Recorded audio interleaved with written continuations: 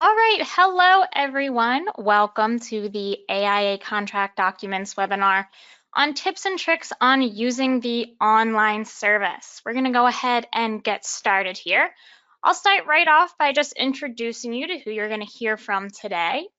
My name is Sarah. I work with AIA Contract Documents doing training mostly on the online service and helping people use that product. I'm going to be taking you through most of the presentation today.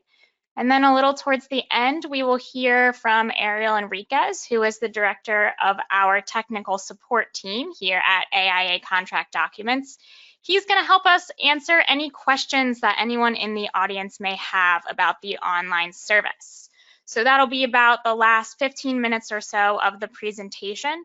So anytime you have a question about the online service or something comes up, go ahead and type that into your questions box and go to webinar so that I'll load those up and I'll ask those to Ariel at the end here so that we can get your questions answered. And of course, I will go through different resources that you can get in touch with if you have any questions that you didn't get a chance to ask today, or if something comes up for you in the future, I'll show you right where to go. Everyone who's attending today will receive the slides from the presentation as well as a recording. So you will have that for reference whenever it's necessary for you as well. So we're going to go ahead and get started here with what I have in store for the next hour we have set aside. I'm going to start with a quick review of the online service. It is very likely that we have a range in the audience here in terms of experience with the online service. Some of you may have only been in there a few times. Some of you might be quite experienced in the online service and you came here just to get a few extra tips and tricks.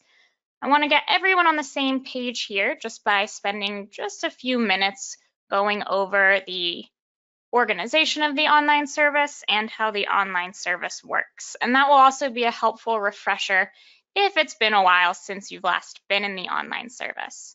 So again, just to get everyone on the same page. Then we'll go over some tips and tricks we have for you in working in the online service, and that's going to be interweaved with live demonstration. So we'll review some tips and tricks, and then we'll occasionally jump into the online service so that I can actually demonstrate some of these tips and tricks for you so you can see them in action. Then after that, we'll spend our Q&A session with Ariel. So again, anytime you have a question, type that into your questions box in GoToWebinar, and we'll collect them throughout the presentation. So with that, we're going to go ahead and get started with that first point there, and that is our quick review of the online service. To begin our review, I'm going to go through what we call the life cycle of a document. This is just a visualization to help refresh or get some context around how the online service works from a general perspective. So when you go to create an AIA contract document in the online service, you first have to start by choosing the template with which you want to create your document. We're going to go over how to create a custom template today, and where you can find your standard AIA templates as well. We'll talk a little bit about that. If you choose a template for your draft that is a G-series document, or if it's an administrative form, by default, unless you've edited any defaults, those will open online, which means that you'll fill out your form directly in the browser, and we call that online editing. So that draft will generate and open in our online editor, and you'll make all of your changes, additions and deletions, and you'll finalize all without leaving your browser. If you choose a template that is any other template besides our G-series document, so any of our agreements, which actually make up the majority of the documents we offer, those are going to open offline, which means that the online service will generate a Microsoft Word document, download that onto your computer, and you'll make all of your additions and deletions and complete the agreement offline in that Microsoft Word file. Once you've made your changes and you're ready to turn that into a final document, then you will show you how to re-import that back into the online service so that you can generate a final document. And we'll talk a little bit about final documents later here. But all final documents are locked PDFs, and your agreements are going to be variance checked, which means that your changes will be marked in the final in one way or another, whether that's at the end in an additions and deletions report or throughout the body of the document. So that, again, is just a general overview of how the online service works. Some of you may look familiar, maybe a helpful refresher, or just something a little bit different to think about and how the online services workflow comes to fruition here. So we'll spend a lot of time on these concepts a little bit down the road when we go through our live demonstration. But before we do so, I want to give a quick refresher also on the layout of how the online service looks. So this is the online service. This is what you'll see when you first log in. You are likely pretty familiar with the Home tab here. So the online service is organized by these tabs up at the top here. So you have Home, Projects, Template Library, Contacts, and Help. So I'm briefly going to touch on each of these tabs, what they look like, and what they are there for. So your Home tab, pretty standard. You're going to have some helpful links and updates around the outside there. It's also going to populate with your most recently worked on projects. Your Projects tab is where most of the magic happens in the online service and where we'll spend most of our time talking about today, because this is the tab where you should be creating document drafts and finalizing those drafts. There's a lot you can do from the Projects tab. Right now, we're just touching on the basics and navigation. So the Projects tab, just keep in mind, it's where you can create new projects, and it's where you can assign your project team, so you can tell the online service which of your contacts are going to be party to agreements for this project. And we're going to go over that in a little bit more detail during this webinar and why it's advantageous to add a project team. And then it's also where you can create document drafts to associate with your project. So we're going to go over in just a little bit creating drafts from the Projects tab and why that is advantageous and why it can streamline processes. It's also where you can import and finalize your documents as well. So you can play out that entire life cycle of a document all from the Projects tab. Next, the template library houses all of our standard AIA templates. Anytime I refer to a template, remember we saw it in the life cycle of a document, it's just a starting point for your contract language or your form language. So we're going to go over a few different tips and tricks on using the template library, including creating custom templates and adding to your favorite templates for easy access.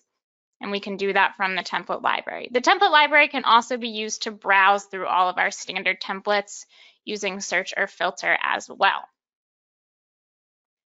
Your Contacts tab, finally, is a master list of all of your contacts when you're working in the online service.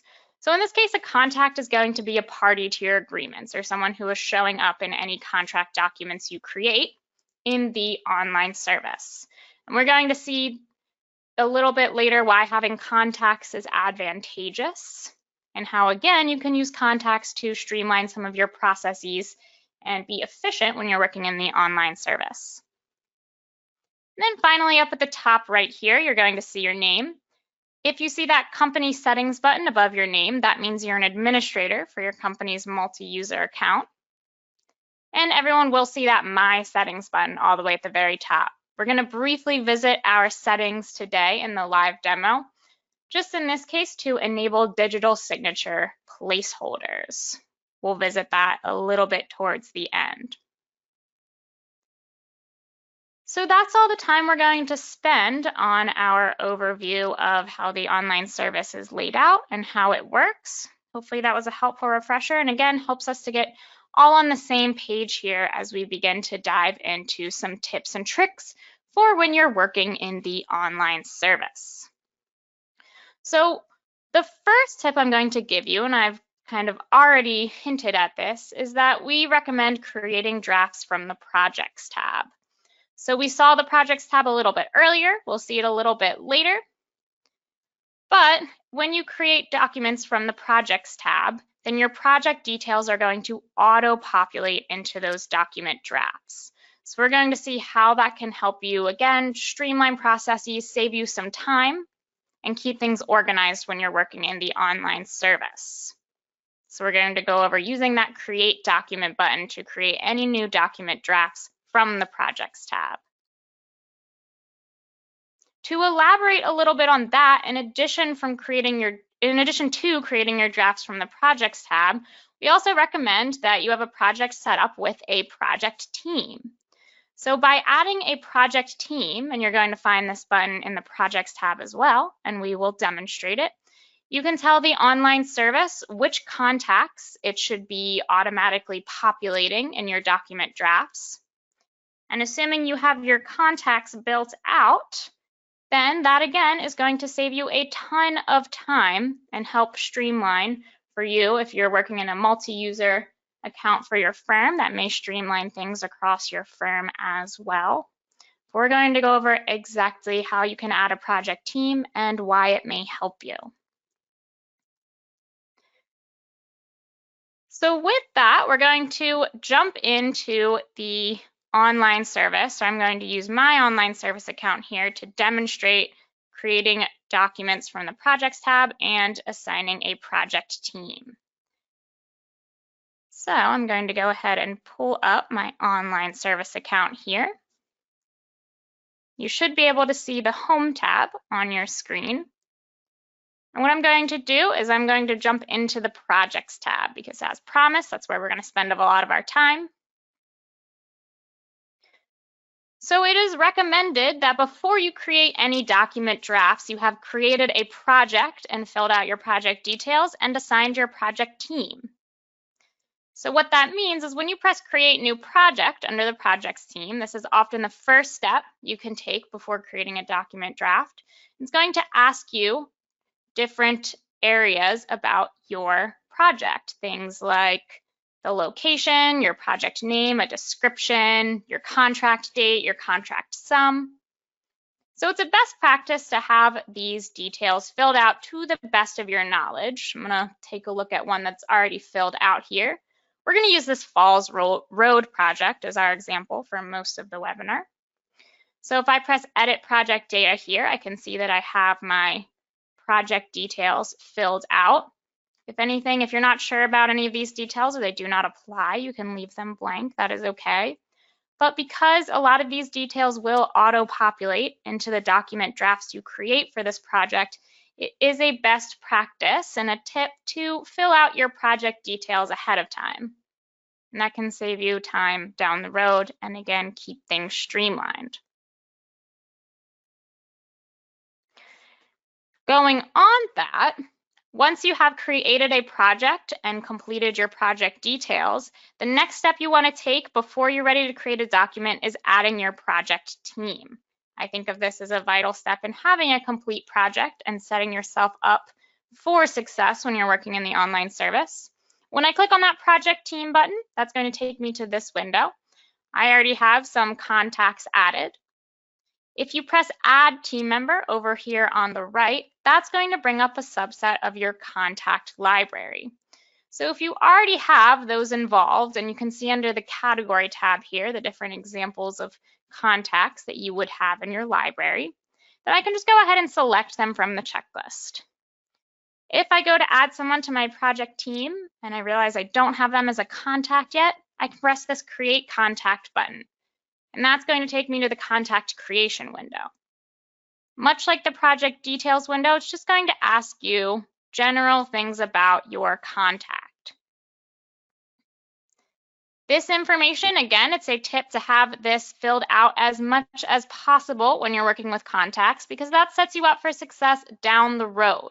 Because as we're going to see, members of your project team, their details here, so the data fields that you've entered, will automatically populate into your contract drafts. And that's going to save you time moving forward, especially if you're working with a certain contact or a certain party repeatedly throughout different projects or throughout different documents. You only have to enter their information once, and it's saved to the master list in the Contacts tab. Another quick tip here is if you ever want to edit a contact for a member of your project's team, you can do that from the Contacts tab. So the contacts tab you can use, and this is a master list of all of your team members or all of your parties to your agreements throughout working in the online service. You can use this edit button over here to access those data fields and edit any information.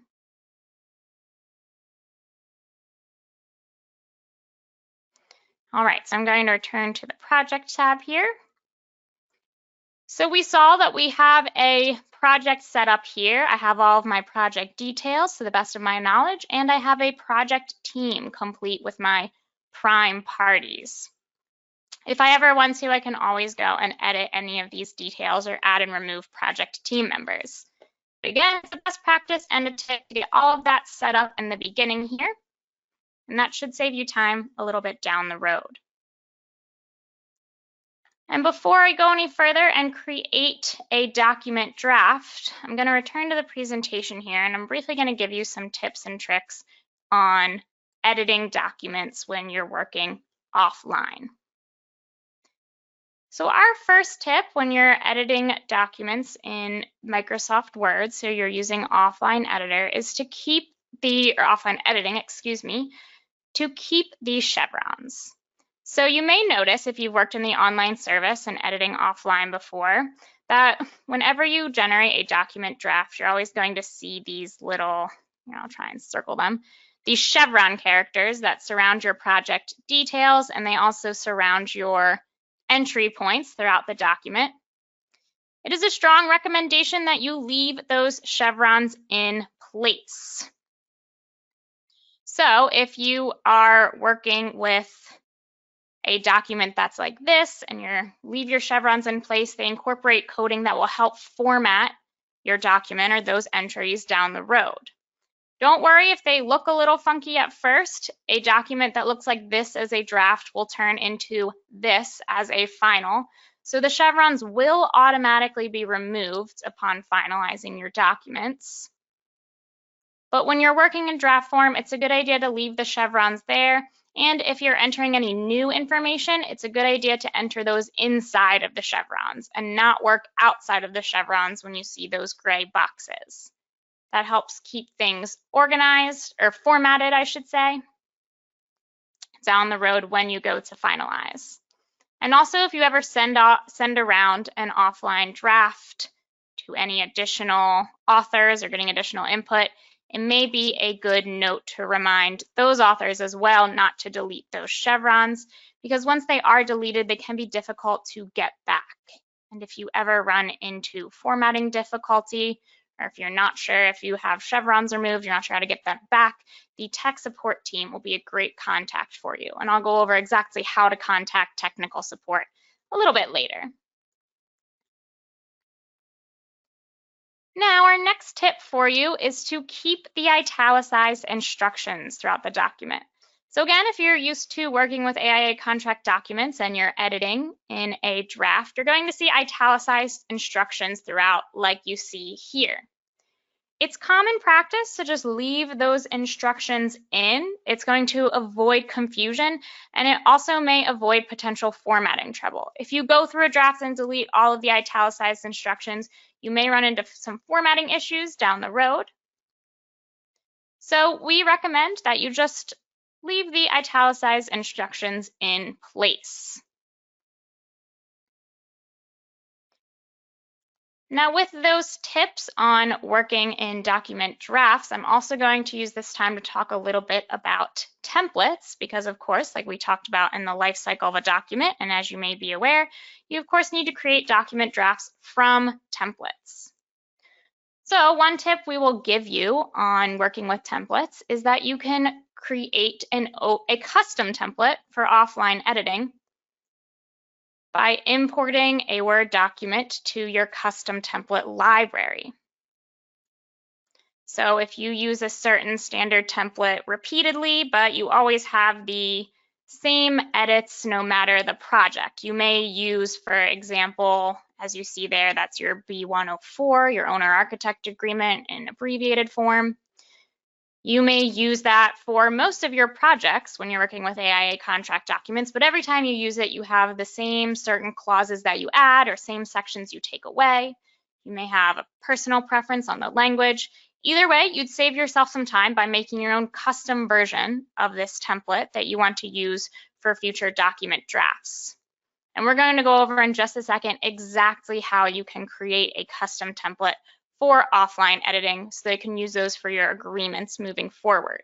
And again, that's just going to help you save some time and streamline some of your efforts here when you're working with AIA Contract Documents and working in the online service. Before we jump into the live demo and talk templates, I'll also bring up the tip that you can favorite or add your templates to a favorite template library that's personal to you. So if you have a couple templates that you're always using repeatedly and you want quick access to them, you can add it to a favorite templates library. And that way, when you go to create a document from the projects tab, you have quick access to it. And I'll show you exactly how to add a template to your favorites and how that can save you some time. So with that, let's go ahead and jump back into the online service here. And we spent some time in the projects tab, so let's now go ahead and jump into the template library tab. All right, so I have all of my standard templates here. To sort through these agreements, you can always use the search bar up at the top here, or you can use the filters over here on the left.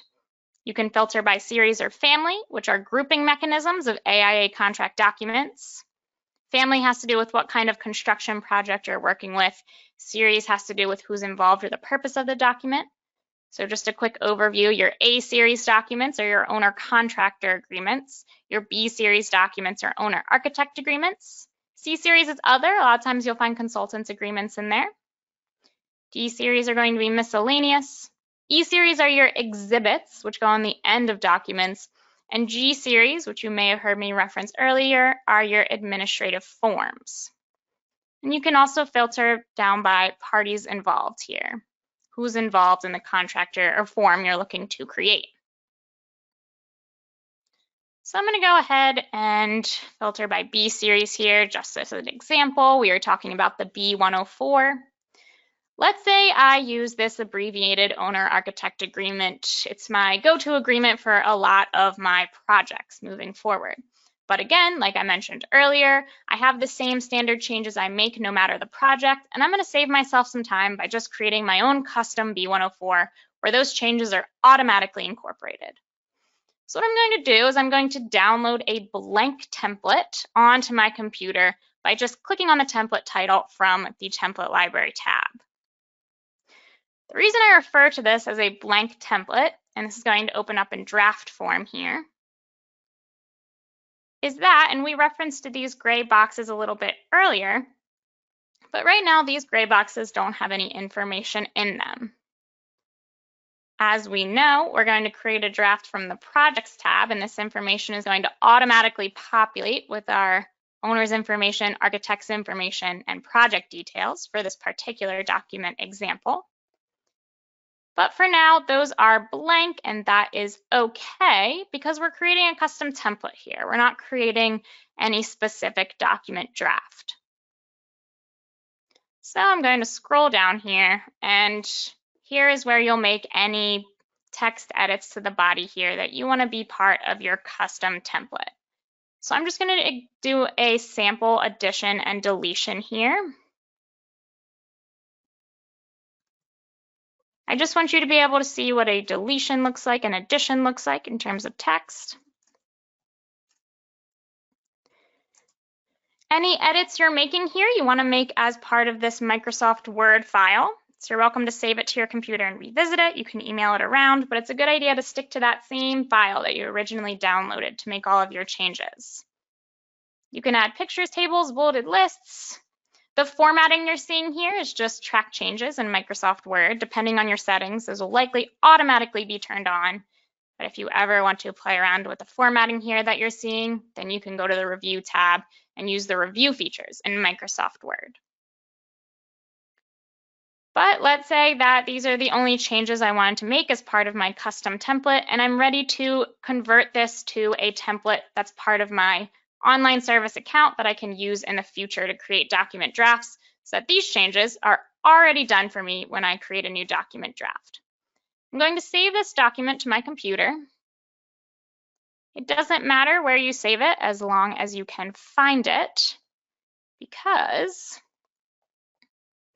we're going to find it on our computer and import it to our custom template library. So I'm going to return to the online service here. I'm still in the template library tab. I'm going to go to my custom template sub-tab here and press import template over here on the right. Then I'm going to find my edited Word document on my computer. And I'm going to go ahead and import that to my custom template library. Once it is imported, I'm going to go ahead and choose the file and press OK here. Once it is imported, it is saved to my online service account in my custom template library here. That means anytime I can access the online service, I can create a new document using this custom template, which is precisely what we're going to do in just a little bit here. But one more thing I want to show you in the template library here is adding templates to your favorites. So you'll see that you have a custom templates sub-library here. You also have a favorite templates. So let's say, for example, that I use this A101 repeatedly just in standard form. I don't need to make a custom version, but it is one of my go-to templates for creating new documents based on the projects I worked with. If you go to the template library, go to more actions over here on the right, click add to favorites. If you want to rename it, you certainly can, again, just based on your use and what you're comfortable with, your account. And it's going to show up right there in your favorite templates library. Now here's where this is going to be advantageous for you, and here's where favoriting templates can help save you a little bit of time. Is now I'm going to go to my projects tab here.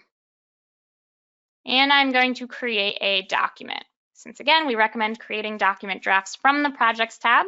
Let's say I want to create a document for my Falls Road project, knowing that I have all of my details and my project team added. I'm going to press create document here. And that's going to bring up a subset of my standard template library, but I also have immediate access to my custom templates. That's the one we just made. And my favorite. So any templates that you add to your favorites library will show up right there.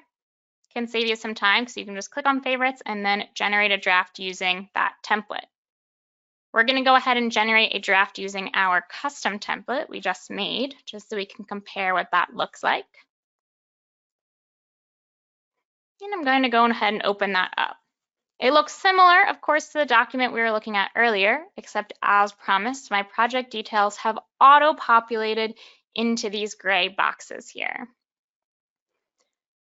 So this is why we recommend having a project and a project team assigned and then creating drafts from the projects tab, because all of this is done for me. This is taken again from my contacts and from my project team. Automatically populated for me. My project details. Again, you'll see these chevron characters. Always a good idea not to delete those chevrons. And if you enter any additional information, work inside of the chevrons. So just for example.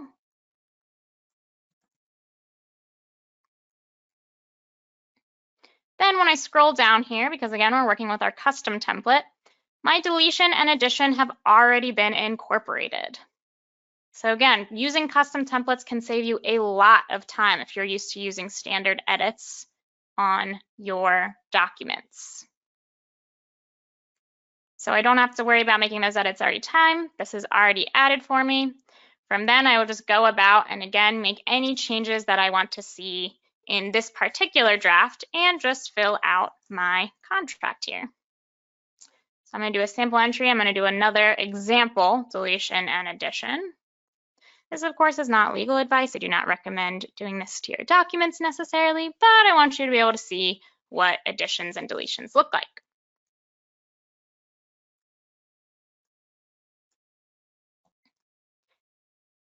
And again, you just want to work in this original Microsoft Word file. You want to do all of your edits offline in this file.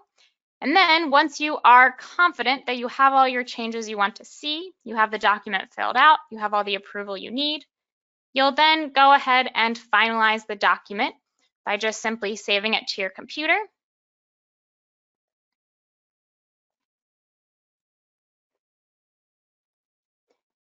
And then you'll go to your Projects tab and use this gray Import File button to go ahead and import that document so that it can be finalized.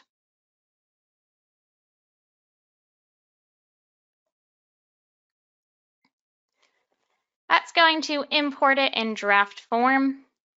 Should automatically recognize that yes, this is a B104 document and give you the immediate option to finalize that document and turn that into that locked PDF that we were discussing in the life cycle of a document. So you can see that in the actions column over here on the far right.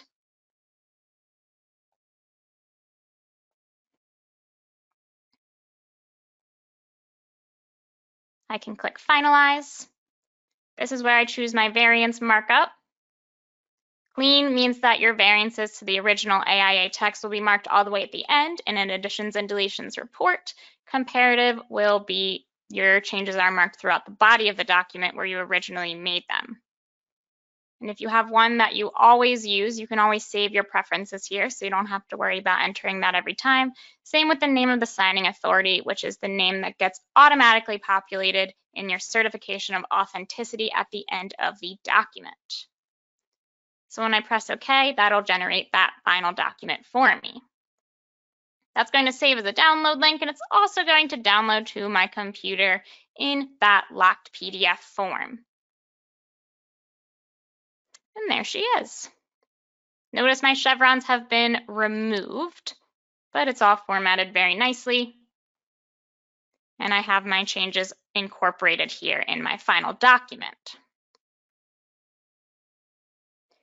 Now, one last quick tip here before I briefly introduce a new tip as part of our presentation is that if you ever find yourself in the Projects tab, so I'm going to go to the Main Projects tab here, and let's say you see at the bottom, you see these draft documents, but all the way at the bottom here, you don't see the option to finalize.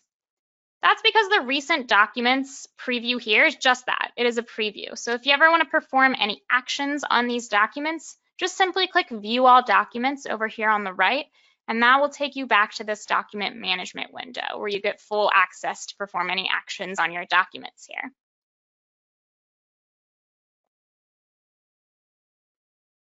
All right, so let's go ahead and briefly touch back on our presentation.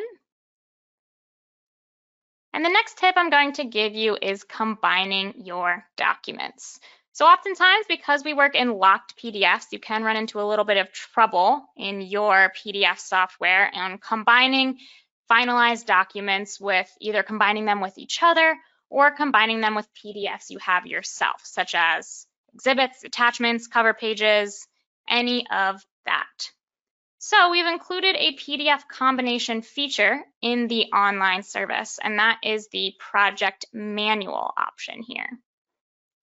And like many things, you will find that right in the project tab. And the project manual allows you to combine finalized documents with each other, but also combine any PDFs that you've made yourself that you want to put onto the beginning or end of finalized documents.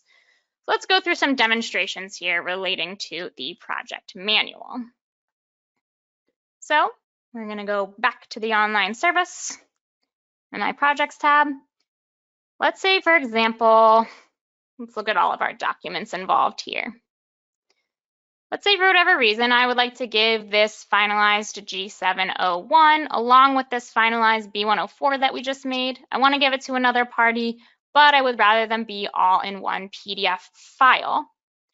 And let's say in addition to that, I may have my own attachment, or again, you can use it for exhibits, cover pages. I'm going to bring up an example attachment here. Let's say I want to put this on after my G701 or my change order. And I want this to be in between my change order and that B104 that we're combining as well. You can include any man-made PDFs in your project manual. What you just have to make sure is that anything you want to combine is saved in PDF form. And then we're going to use that same import file button that we used to import document drafts before finalizing, except this time we're going to use it to import any PDFs that we have that we want to be as part of our project manual. So I'm going to find that on my desktop here, and I'm just going to import that. Again, just like we import document drafts. So in the project manual, the first step is making sure that you have all the PDFs that you plan to combine in your project documents here. Of course, if they're finalized documents, they're automatically going to be saved, but you may have to do a manual import like we just did if you have some of your own material you want to include. So now that I have all that, I'm going to go back to my projects tab here so that I can go to my project manual window. That's going to take me to a page that has all of my projects over here on the left. You can always minimize to isolate certain projects. And it's going to have all of the PDFs I have associated with each one. So that's going to include my finalized documents like we were just talking about, and anything that I manually imported. From there, you can reorder using these arrows here. So let's say I want it to be the change order and then the attachment to my change order G701 and then the agreement following that. Once you have an order that you're satisfied with, you can name it anything. I often see people make project manuals per pay period, but you can rename it if you'd like down at the bottom. Press OK, and that's going to combine those PDF files for you and save as a combined PDF onto your project. So let's take a look at that. I'm going to go ahead and open that up. I just clicked on that from my recent documents preview here.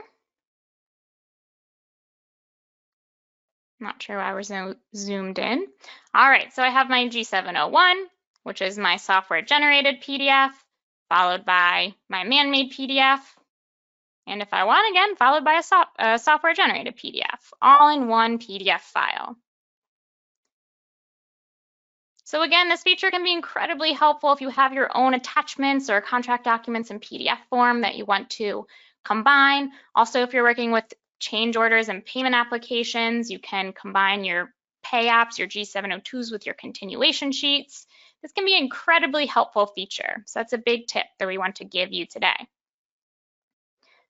Another big tip that you may find rather helpful, and I'm going to jump back to our presentation here,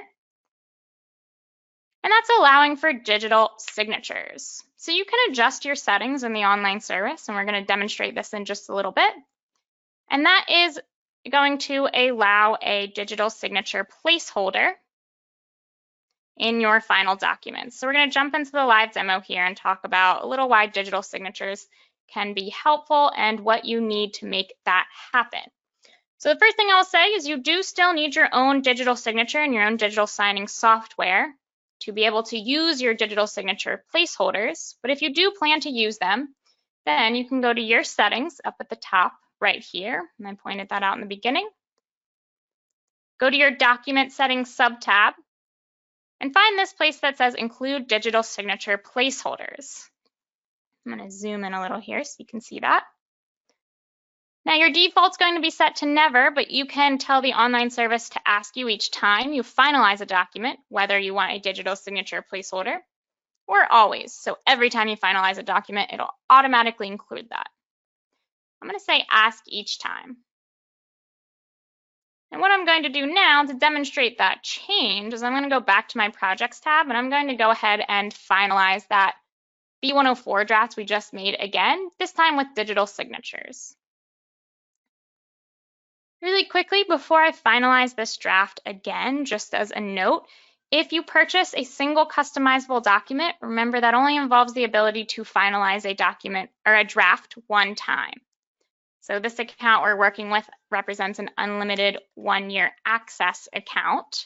So I'm able to finalize drafts as many times as I'd like. Just want to make that caveat before you see me go ahead and finalize this again.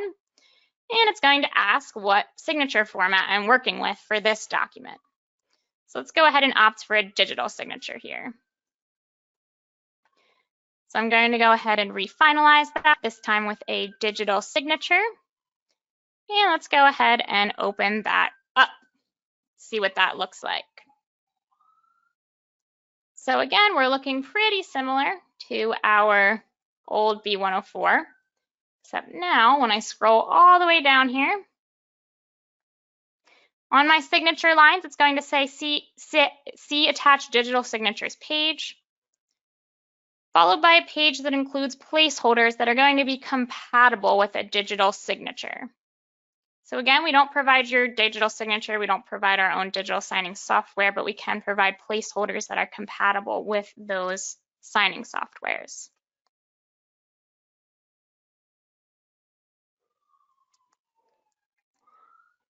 All right, so now I'm going to go ahead and return to our presentation here.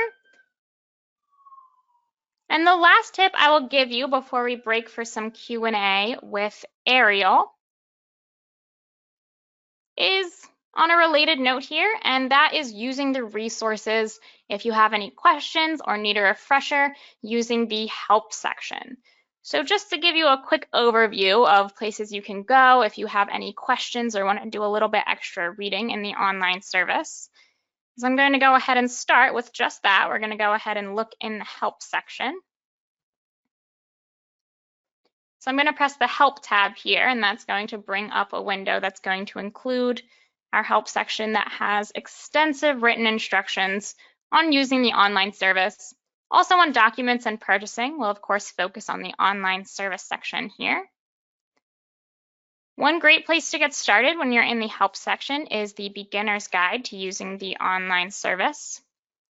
That's going to include a long, comprehensive, just that, a beginner's guide. And that's going to cover all of the basic things you want to know when working in the online service. You have some shortcuts here. And it's just going to include some straightforward step-by-step instructions and often a short 1 minute or less just tutorial based on what you're trying to do in that moment. And that's in video form. So if you prefer that, of course, that can certainly be a resource. Another useful page in the help section can be if you are working with completing payment applications and change orders. So if you're working with G702 and G703 forms particularly, we have written instructions on using those and linking them to each other and working efficiently in the online service. The other main points of resources that I'll give you is our Learn section here.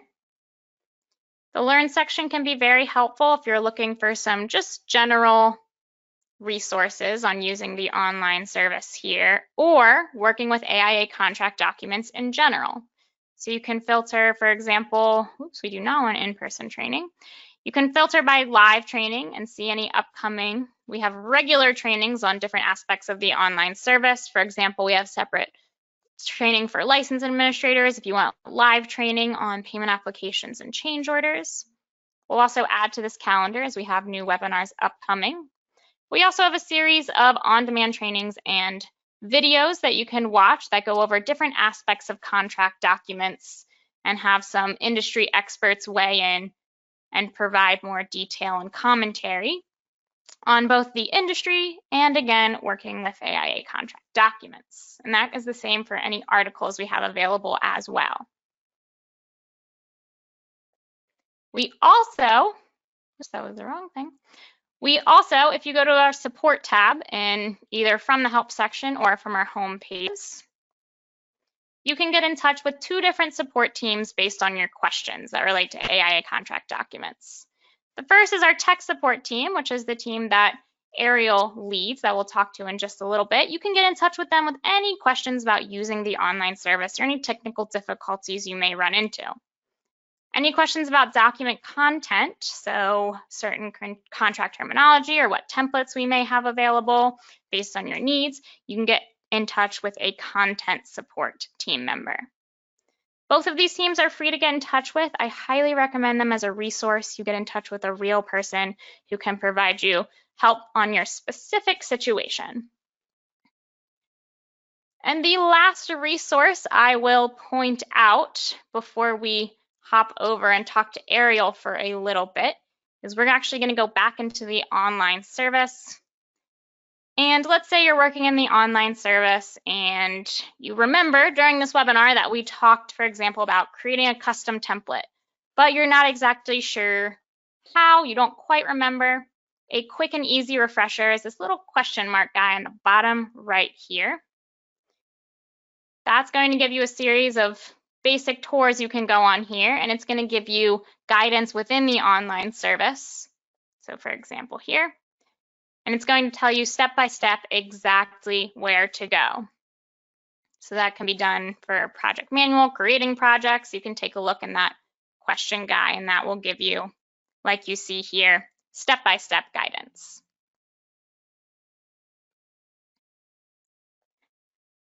So with that, we have about 15 minutes at the end here. I'm seeing a few questions come in, but go ahead and enter any additional questions you may have. And we're going to spend the next 15 minutes talking to Ariel, who I believe is on the line. Ariel, are you there? Yes, Sarah. Hi, everyone. All right, so I see a few questions coming in. I'm going to go ahead and read them to you, and I'll try and provide any on-screen help I can to aid any of your answers. But the first question we have in here is, can you only combine after the final PDF, or can you do it in the draft phase when you send it out for review by the project manager? Okay, so I'm assuming you're trying to use the project manual feature that we have to combine PDFs. It doesn't necessarily have to be a final PDF because you can also convert your draft document that's in Word to a PDF, and it's still in its draft phase, but it's in PDF format, and that is the check variance feature. So when you're in the application, there should be like more actions next to the document. There should be under more actions, I believe it's a check variance, and I think Sarah's walking us through that part. So 1 second here.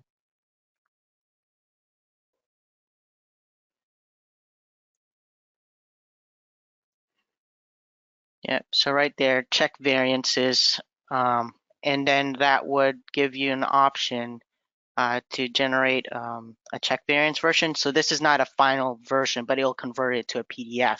And then you can go ahead and still use our project manual feature to combine that PDF with other PDF documents.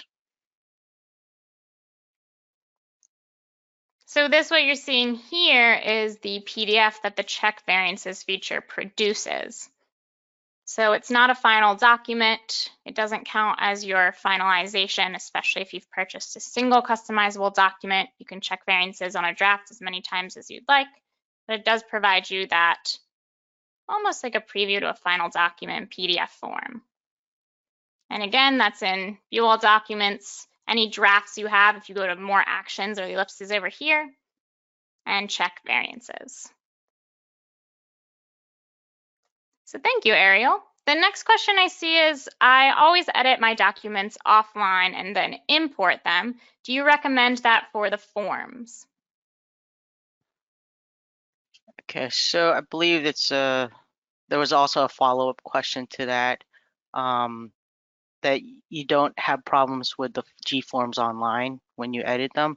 So in general, for agreements, we would recommend that you use the offline part to edit your documents and import them back.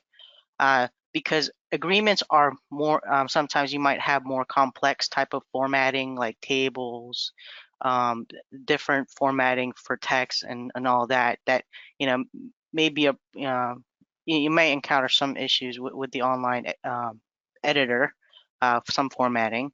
That's why we would recommend the offline part. But with the forms, the G forms that you're referring to, so since the forms are simple text, it's typically you won't be like formatting the G forms. That's why you don't run into an issue. So it's perfectly fine that you stay on the online editor for forms. Either way, either working edit offline or online, whichever you prefer. Thank you, Ariel.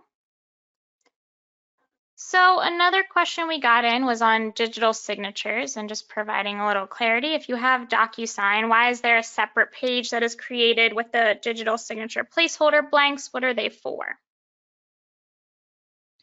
So the documents that we have, we prepare it because finalized documents are secured, and in order to allow digital signatures, we have to open up a page for you to be able to sign. That's why there's a separate document, and um, typically that would be used with like Adobe or any other digital signature products. Um, but with DocuSign, I think DocuSign works a little bit different.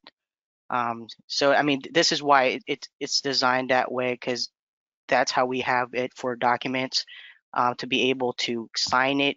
And there is a part where you can digitally sign a document, a separate page. But I think for DocuSign, it does things a little bit differently. I think it probably does an overlay on top of the document. All right, thank you, Ariel. Beyond that, I'm not seeing any additional questions come through, so we'll go ahead and do a final call for any audience questions. And then we'll just wait a little bit for those to come through, and if we don't get any additional ones, we may just wrap up early. We got one follow-up question to the digital signatures question asking if the blanks specifically formatted for Adobe. So we test our products with Adobe, so that's what those blank lines are for. It's for Adobe and also other digital signature products out there that are able to sign that document.